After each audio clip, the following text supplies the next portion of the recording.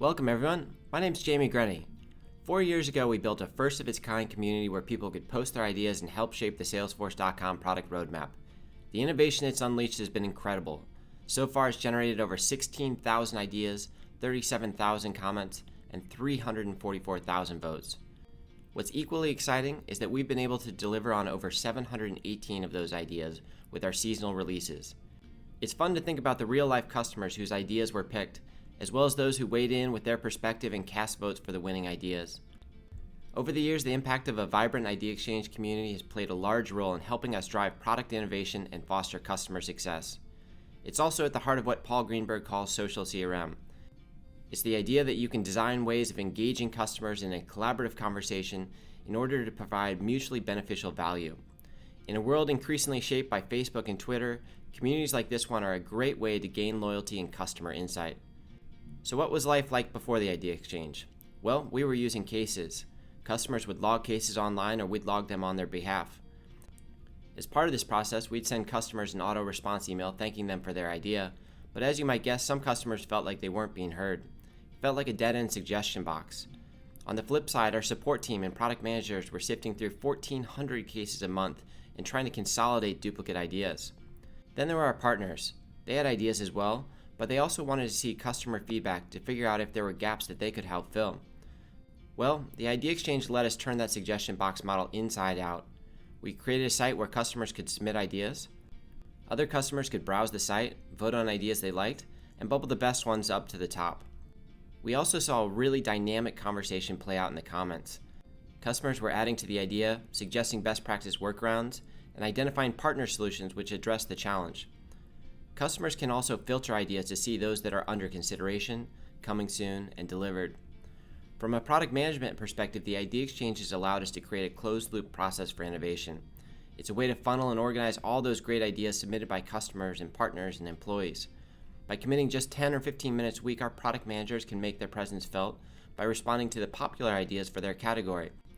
The other great thing is since the community is tightly integrated with CRM, you get real-time insight into your customers. Whether you're in sales or support, you can get a feed just like your Facebook feed, but with posts and comments from your customers.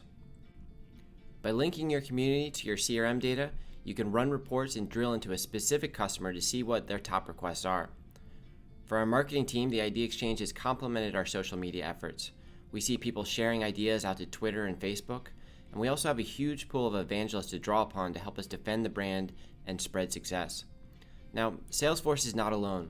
Over the past couple years, we've seen other companies like Dell and Starbucks launch ideas communities with tremendous success. When Michael Dell launched IdeaStorm in 2007, he sent a powerful signal to his customers and employees that they were going to create a 24/7 global focus group. So far, Dell has received over 14,000 ideas, 90,000 comments, and 750,000 votes. Starbucks is another great story. They went from having virtually no online community to a vibrant community with 40,000 ideas posted in just the first 90 days.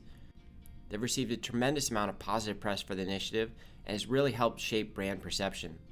So if companies like Salesforce, Dell, and Starbucks have had success harnessing the passion of their communities, the question is this something that your company could benefit from? As a consumer of many of these brands, I know I would love it if they had ideas communities. It'd be interesting to browse those sites and see what other ideas people had come up with, and I'd love to be able to submit ideas of my own.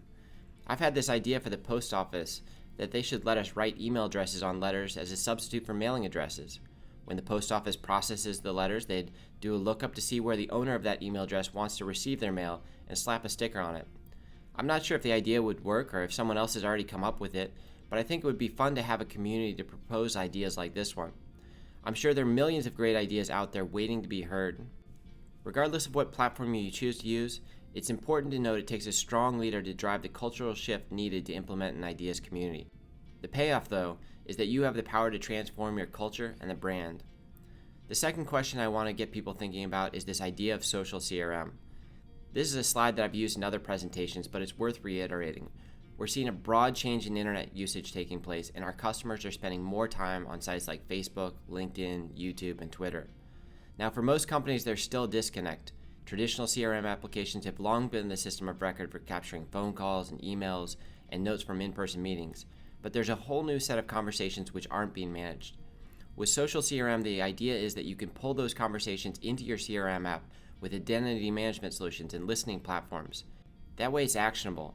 You might create an auto response or post an alert to a chatter feed or assign a follow-up task. We're still very much in the early days, but the companies who figure this out are going to have a strong competitive advantage. So with that, I thank you for listening to this presentation. Hopefully I've inspired you to roll out an ideas community and start thinking about Social CRM. If you found this presentation valuable, please rate the video or leave a comment below. Also, if you're interested in learning more, here are a couple of other videos that I'd recommend.